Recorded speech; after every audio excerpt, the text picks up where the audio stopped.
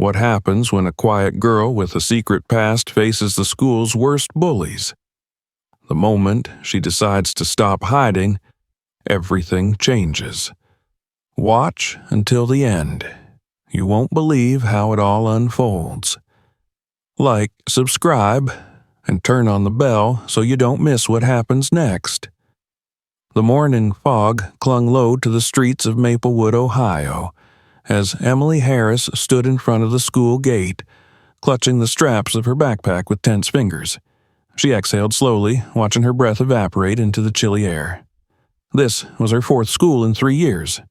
Her mother had called it a fresh start, a quiet town with a slower pace of life, but Emily knew better than to believe in fresh starts.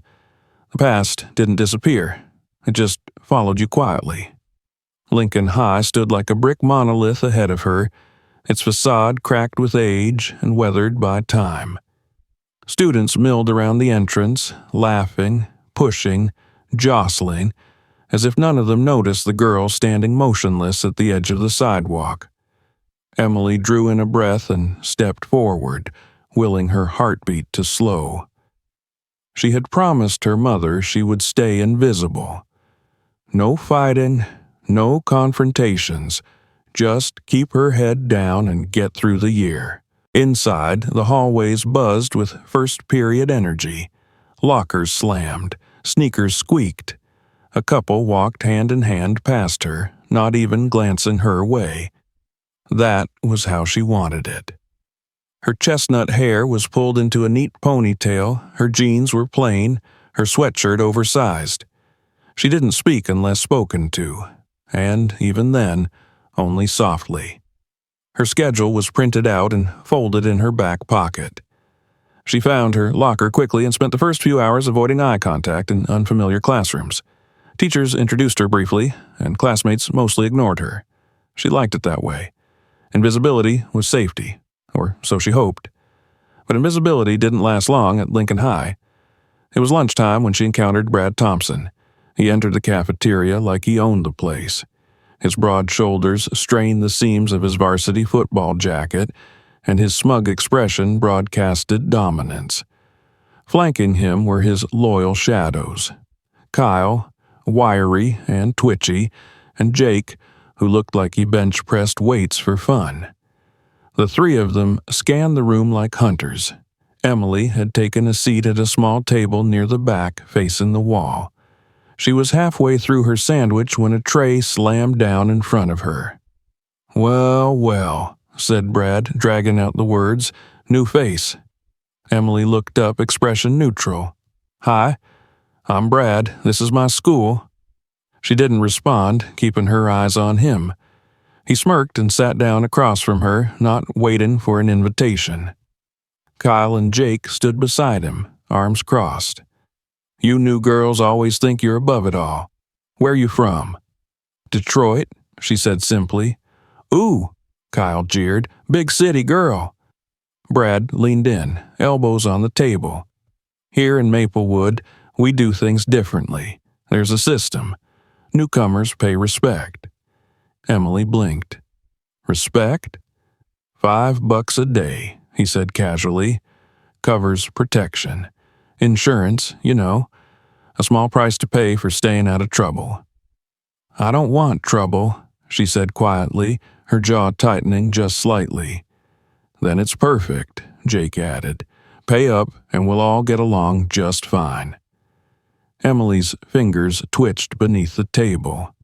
She looked up at Brad, seeing not just arrogance but certainty, the kind of confidence that came from getting away with too much for too long. "I'll think about it," she said, voice even. "You do that," Brad said, grinning. "You've got until tomorrow." As they walked away, Emily let her sandwich fall back onto the tray. Her appetite had vanished. The cafeteria noise resumed, but her thoughts were elsewhere. She could have stopped it right there. A single strike.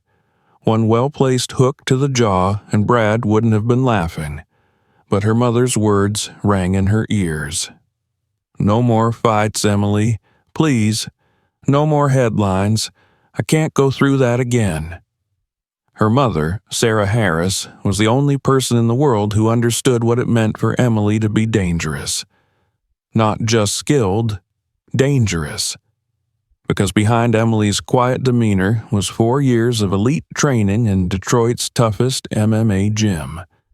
She hadn't just learned to punch, she'd learned how to break bones, how to subdue an attacker twice her size, how to win in the cage. She'd won titles. She'd drawn blood. But after a competition turned violent outside the ring and threats were made against her and her mother, they'd left Detroit behind.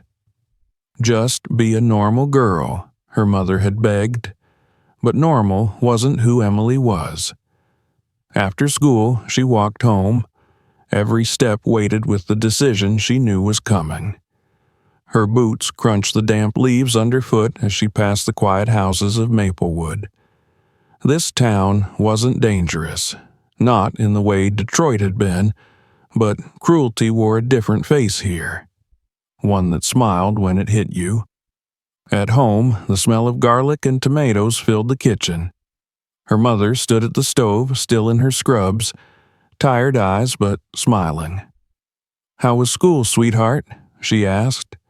Emily hesitated. "Normal." "Make any friends?" "Not really."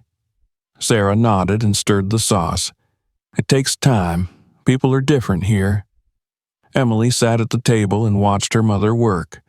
She knew the woman was worried. The move had been sudden, the house barely furnished, but it was safe, or so they hoped. "Emily," her mother said gently, "if something happens, if someone says or does anything—" "I can handle it," Emily replied quickly. "It's fine." But that night she couldn't sleep. She lay in bed, staring at the ceiling, reliving Brad's smug grin, Kyle's jeering laugh, the unspoken threat in Jake's silence. In Detroit, no one messed with Emily Harris, not after the first time. Here, she was nobody. Here, they didn't know what she was capable of. The next morning, she arrived at school earlier than usual, hoping to avoid the trio, but Brad was waiting, at the base of the stairwell. "Well," he said, arms crossed. "I'm not paying you," she said quietly. His smile disappeared. "What did you say?" "I said no." There was a moment of stillness, then Brad chuckled, low and cold. "You want to play it that way? Fine." The rest of the day was worse. In first period, Kyle, accidentally, spilled water across her desk. In second, Jake bumped her into a locker hard enough to bruise. Whispers followed her in the hallways. At lunch, she returned to the same table, alone.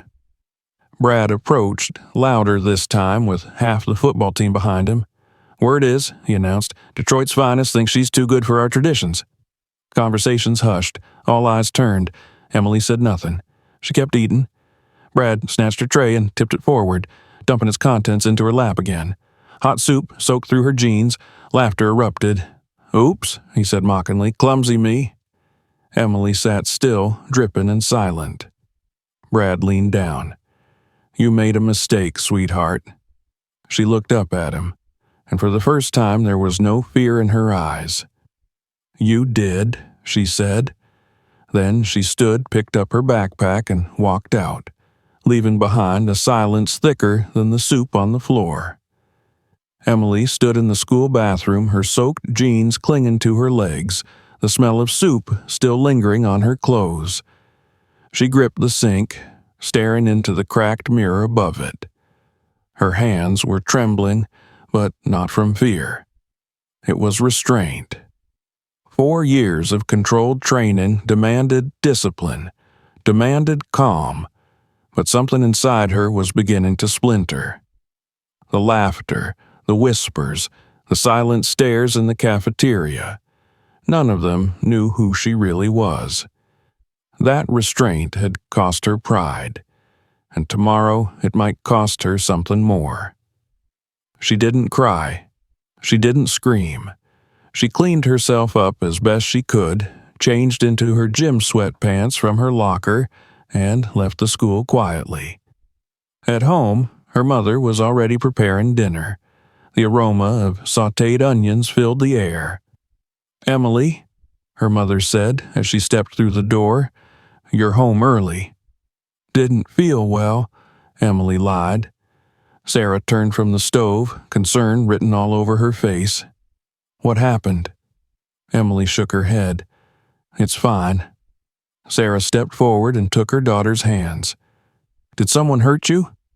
Emily hesitated, then she smiled just a little. "No, just kids being kids." Her mother didn't press further, though her expression showed she didn't quite believe it. After dinner, Emily went to her room and sat in the dark. She could still see Brad's face, his smirk, his condescension, his confidence. In Detroit, she had learned to read people like him. Boys like Brad didn't understand anything but consequence, and she had given him none. She reached for her phone and scrolled through old contacts. Her finger hovered over one name, Master Johnson. She hadn't spoken to him in months, not since they moved, but tonight she needed guidance. She dialed. "Emily?"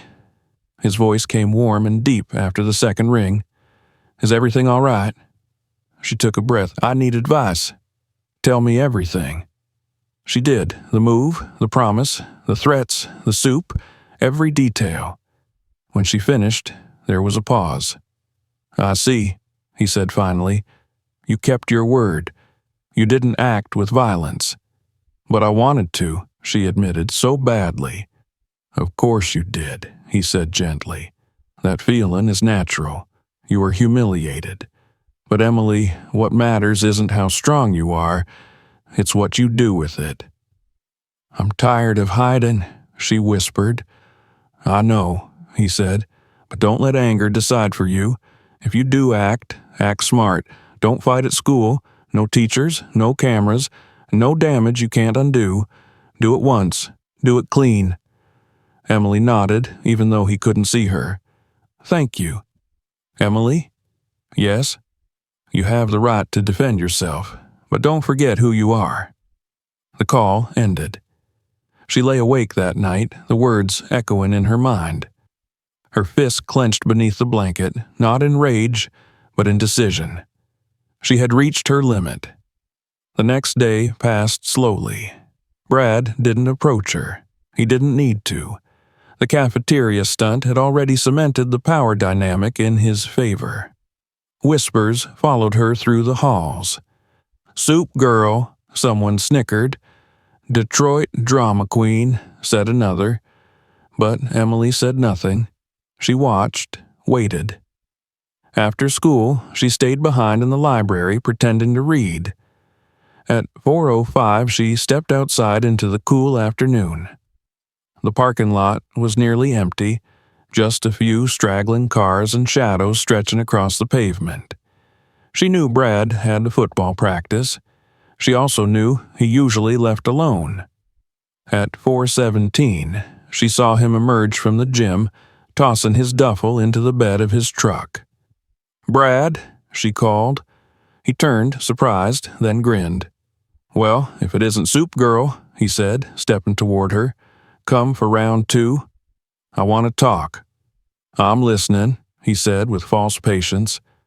"Let's settle this," she said, "you and me, here, now." He laughed. "Are you serious? I win, you leave me alone, forever. You stop this protection racket, you stop hurting people." "And if I win?" he asked, still smirking. "I'll pay double, $10 a day, no complaints." He looked her up and down, measuring her. "You're out of your mind. I could snap you in half." "Then prove it." He hesitated, then dropped his bag. "No teachers, no snitching?" "No snitching." "Anything goes?" She nodded. They stepped into the open lot, no cars near, a wide patch of smooth asphalt. The late sun cast orange light across their faces. Brad pulled off his hoodie, flexing dramatically. "You sure you don't want to run, Soup Girl?" Emily dropped her bag and rolled her shoulders. "Let's get it over with." He charged without warning, swinging a heavy right hook at her face. She didn't flinch. She pivoted slightly, the punch missing her cheek by inches. As his momentum carried him forward, she slipped sideways and delivered a short, sharp punch to his gut, just under the rib cage, straight into the solar plexus. He froze. His mouth opened. No sound came out. His legs buckled. He dropped to his knees, gasping. "What the hell?" he croaked. She stood over him, calm. "I gave you a chance." He struggled to rise. She stepped closer. "Do you know what that was?" she asked. He couldn't answer. "That was 10% of my power." He looked up, eyes wide with something new. Fear. "I moved here to live quietly," she said. "I wanted peace. You didn't let me have it." "I didn't know," he rasped. "I know," she said, "but now you do." She stepped back. "You owe me an apology, in front of everyone. And if I ever hear you've hurt anyone else, anyone, I won't use 10% next time." He didn't speak, just nodded, still clutching his stomach. Emily grabbed her bag and walked away. The next morning, the entire school watched as Brad Thompson, still pale, still limping, approached Emily at her locker. "I'm sorry," he said loudly, "for everything. What I did was wrong." There was a stunned silence, then murmurs, then whispers. Emily simply nodded. Apology accepted. For the rest of the day, no one dared say "Soup Girl." By the following week, everything had changed. Emily no longer walked through the hallways unseen. Whispers followed her, but they were no longer cruel. They were curious, awestruck. Students glanced at her with newfound respect or silent admiration. No one laughed when she passed. Even teachers seemed more attentive, as if sensing the shift in balance. Brad Thompson kept his distance. He didn't look her in the eye anymore. Kyle and Jake walked with slouched shoulders, no longer cocky. Whatever silent code of power they had once ruled by was broken. Emily had shattered it with one strike.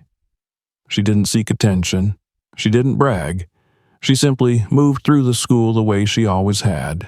Quiet, observant, disciplined. But now her quiet wasn't mistaken for weakness. It was something else. Something stronger. On Wednesday, during lunch, a group of girls approached her table. She recognized Jessica Martin at the front, a girl with bright blonde hair and nervous fingers that twisted the hem of her sweater. Behind her were 3 other girls, all of them looking uneasy. "Hey," Jessica said, hesitating. "Can we talk to you?" Emily nodded. "Sure." They sat down, glancing over their shoulders as if someone might overhear. "We've got a problem," Jessica said, lowering her voice. "We heard what you did with Brad." Emily said nothing. "There's this group of guys from West Side. They wait at the bus stop every day after school." Emily leaned in. "What do they do?" Jessica's jaw tightened. "They don't hit us, but they say things, dirty things. They block us in. Yesterday, one of them grabbed my wrist." "Did you report it?" "It's off school grounds, and if we tell our parents, they'll freak out. We won't be allowed to go anywhere alone. We want it to stop." Emily studied them. She could see the fear behind their words, the desperation, the shame. "How many of them?" "5, said another girl, a brunette named Kylie. "They're older, seniors, some of them drive." "And how many of you?" "4, Jessica said. "We try to walk together, but they always find a way to corner us." Emily considered it. "I'll be there today," she said. Jessica blinked. You will?" Emily nodded. "Act normal. Don't look for me. I'll handle it." At 3:45 p.m., The sky was painted in pale gold as Emily sat on a bench near the bus stop, pretending to read a book. She wore a hoodie with the hood pulled up, but her eyes scanned the street behind her sunglasses. Jessica and the others arrived soon after, standing nearby in a tight cluster. Right on time, the boys showed up. 5 of them. All broad-shouldered, cocky. 2 wore football jackets from Westside. 1 had a tattoo on his neck, half hidden beneath a hoodie. He led the group, his confidence radiating like heat. "Look who's here," he said loudly, walking straight up to Jessica. "Did you miss me?" Jessica flinched but didn't move. He reached out, brushing her hair from her face. "You ran yesterday. That wasn't very nice." "Leave us alone," she said quietly. Another boy stepped behind her, blocking her retreat. Emily stood. She walked slowly, calmly, and stopped a few feet away. "Excuse me," she said, voice flat. "They asked you to leave." The leader turned, surprised. "And who the hell are you?" "Someone who's not impressed," he laughed. "This ain't your business, hoodie girl. Walk away." Emily pulled back her hood. "Make me." He took a step forward, towering over her. "You don't want to mess with me," he growled. "Then don't make me," she said. One of the others, a stocky guy with gold teeth, reached for her shoulder. Big mistake. Emily spun on her heel, elbow snapping backward into his ribs. He crumpled to the sidewalk, gasping. Before anyone else moved, she stepped toward the leader and punched him hard in the liver. He folded forward, and she brought her knee up, slamming into his nose. He dropped to the ground with a groan, blood gushing from his nostrils. The other 3 froze. Emily turned slowly. "Anyone else?" No one answered. "Good," she said. "Pick up your friends. Get out of here." They did, dragging the wheezing bodies away in shocked silence. Emily turned to Jessica and the others. "You're safe now." Jessica stared at her. "How did you do that?" "Training," Emily said, "and control." The next morning, the entire school buzzed with the news. Even without video, the story spread like wildfire. 5 guys, 1 girl, 30 seconds, no contest. At lunch, students clapped when Emily entered the cafeteria. She winced at the attention, but smiled politely. Later that day, the wrestling coach approached her. "I've got kids who could learn from you," he said. "Ever thought of teaching?" She agreed. By Friday, she had 20 students signed up for self-defense training. She taught them basics: awareness, positioning, de-escalation, how to break grips, how to protect others. Brad showed up too. He stayed in the back. He didn't speak. Emily let him stay. At the end of the week, Jessica approached her again. "You changed everything," she said. "No one's ever stood up for us like that." Emily shook her head. "You just needed a reason to stand up yourselves. That's all I gave you." The following Monday brought more than whispers and admiration. It brought reporters. First, it was a single local journalist who showed up outside Lincoln High asking questions about the girl who took down 5 seniors. Then came the TV crew from the regional station. Teachers tried to shield students, but the story had already broken beyond Maplewood. The phrase "MMA girl saves students" was trending locally, and Emily's name was at the center of it all. At first, Emily tried to ignore it. She kept teaching her self-defense sessions after school, kept sitting quietly in class, answering questions only when called on. But she could feel the weight of the attention pressing in. A few students started approaching her not for help, but for selfies. Someone created a fan page, another made a meme. She didn't know how to respond. She hadn't done this for fame, but someone else had taken notice, and he wasn't a fan. 3 weeks after the incident at the bus stop, Emily was called into the principal's office. Mr. Anderson sat behind his desk, his expression unusually serious. Her mother, Sarah, was already there, seated across from him. "What's going on?" Emily asked, sensing something was wrong. Mr. Anderson folded his hands. "Emily, we received a legal notice this morning." "From who?" "Travis Miller's family," her mother answered grimly. Emily sat down slowly. "What kind of notice?" "They're filing a civil suit," Mr. Anderson said. "They're accusing you of inciting violence, of provoking the attack at the bus stop." "That's ridiculous," Emily said. "I was defending them."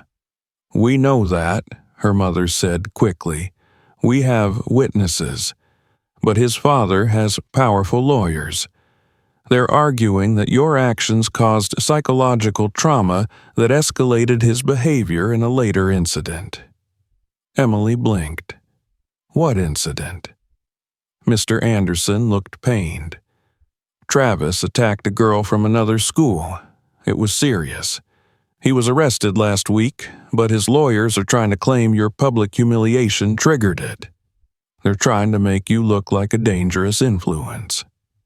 Emily's mouth went dry.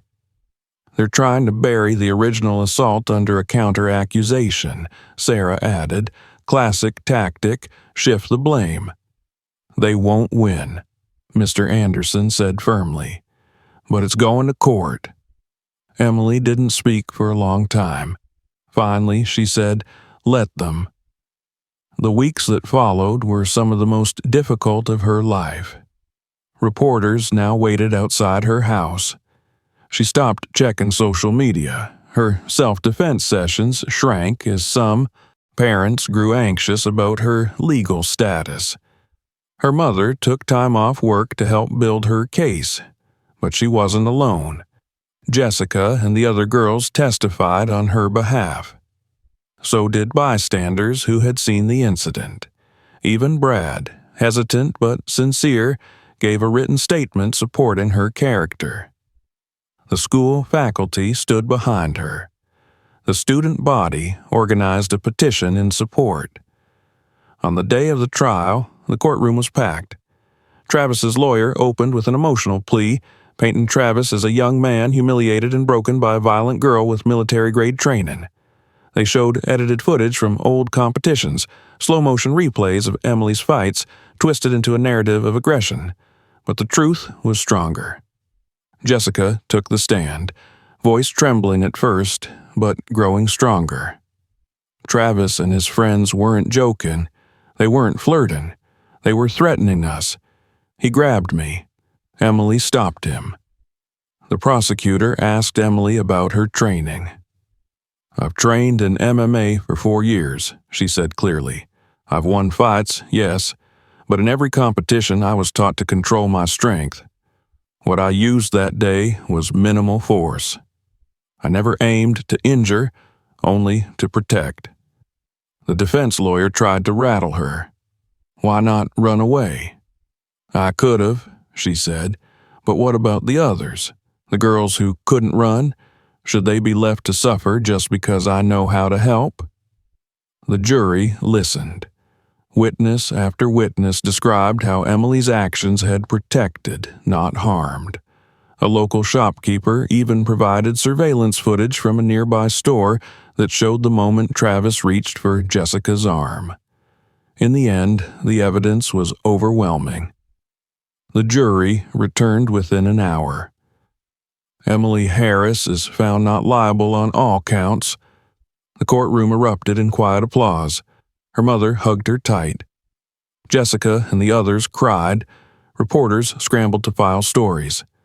That evening, back at home, Emily sat with her mom on the back porch. "I'm proud of you," Sarah said, "not just for standing your ground, but for staying calm." Emily stared up at the stars. "I never wanted to be a symbol." "I know. But maybe someone has to be." Sarah smiled and took her hand. The next day, Emily returned to school. No reporters, no photographers, just her classmates, some clapping, some nodding, all watching with something deeper than curiosity now. Respect. The self-defense sessions resumed, bigger than ever. Even teachers began attending. And at the end of the week, the school board made an announcement. Emily's program would be integrated into the physical education curriculum. Every student would have access to the knowledge she'd shared. It was no longer just about fighting. It was about strength. And Emily had taught them all the most important lesson. True strength doesn't seek to dominate. It seeks to protect. Emily's final year at Lincoln High began not with whispers, but with quiet nods of recognition and unspoken gratitude. Her name no longer echoed as a curiosity or a rumor. It was spoken with respect, sometimes with awe, and often with a hint of inspiration. The self-defense program she had founded had grown beyond anyone's expectations. By October, it had become a full-fledged elective, offered twice a week, with more than 60 students enrolled. Emily remained its lead instructor, but she was no longer alone. 2 teachers and a local police officer now assisted her. Together, they built something stronger than physical skill. They built community. But as Emily's role at the school grew, so did her awareness of what came with it. Fame had its price. Her victory in court had solidified her as a symbol of justice to many, but to others she remained a threat. One afternoon in late November, as she was walking home from training, she noticed a man following her from across the street. She turned a corner. So did he. She crossed to the other side. So did he. At first, she thought it might be a coincidence, but the man's posture, the way he moved, the way he kept just enough distance, it was deliberate. When she stopped walking, he stopped too. She turned to face him. "What do you want?" she asked calmly. The man stepped into the light. His face was red from drink, eyes glassy and unfocused. But Emily recognized him instantly. "You're the one," he slurred.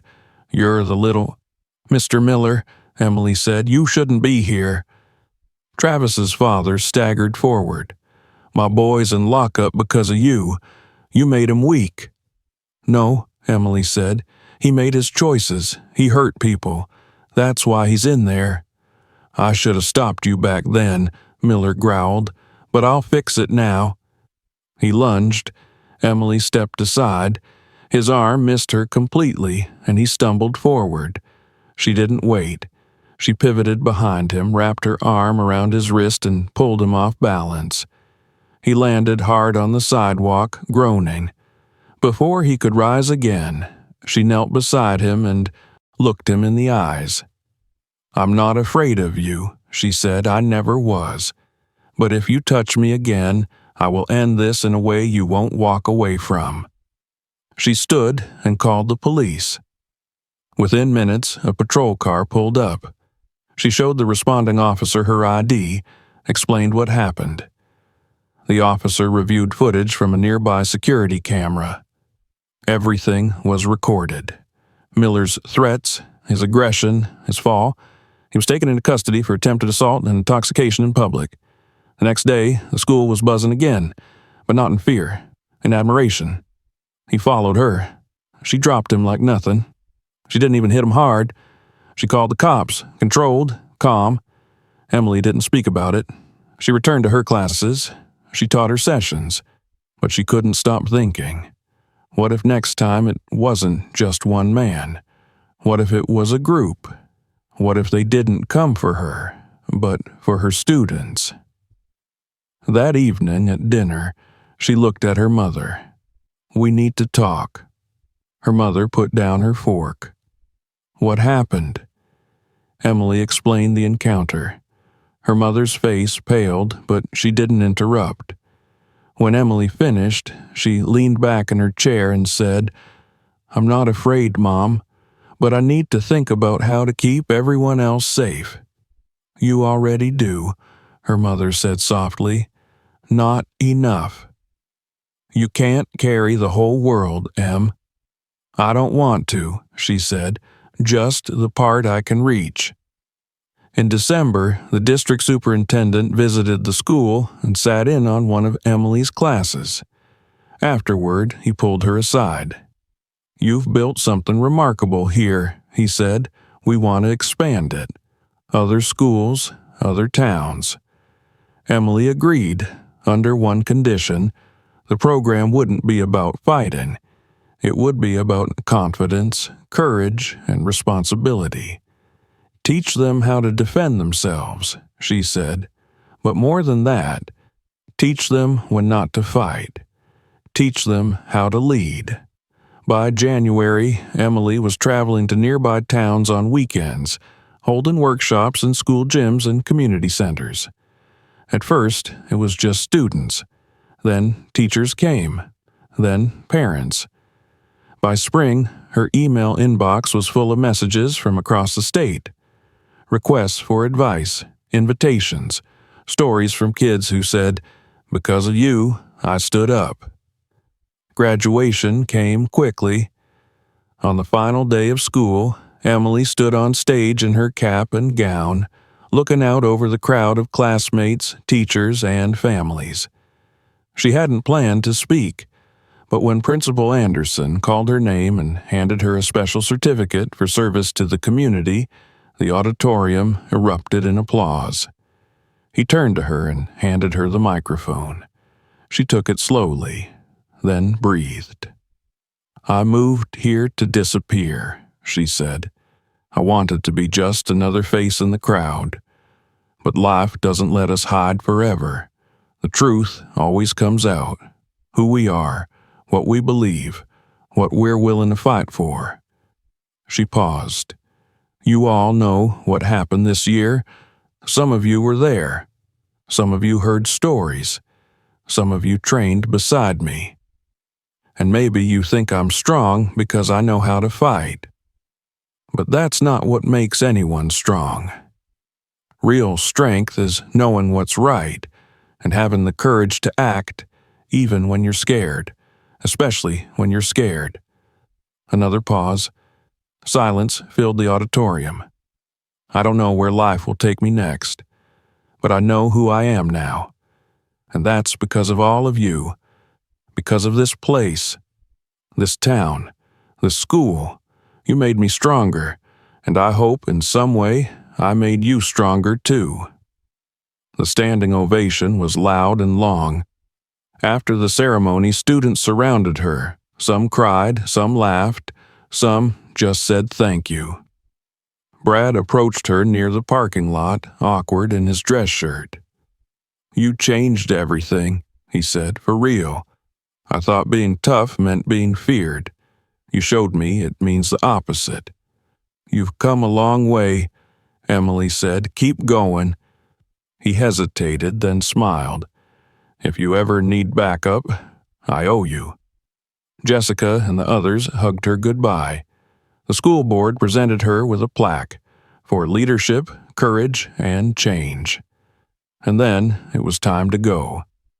The next morning, Emily packed her bags. Her train ticket to Chicago was tucked inside her passport. She would study psychology and sports science. She had already been offered a place on the university's martial arts team, but she had bigger plans. Plans for centers, for programs, for kids like the girl she once was. Her mother stood at the doorway watching her. You're going to change the world, Emily, she said. Emily smiled. I just want to help one kid at a time. She boarded the train with nothing but a backpack, a journal, and a heart full of certainty. And at Lincoln High, in the corner of the gym, a photograph was hung, a picture of a slender girl with calm eyes and quiet strength. Beneath it, a plaque read, Emily Harris, Class of 2013. She didn't teach us to fight. She taught us to stand.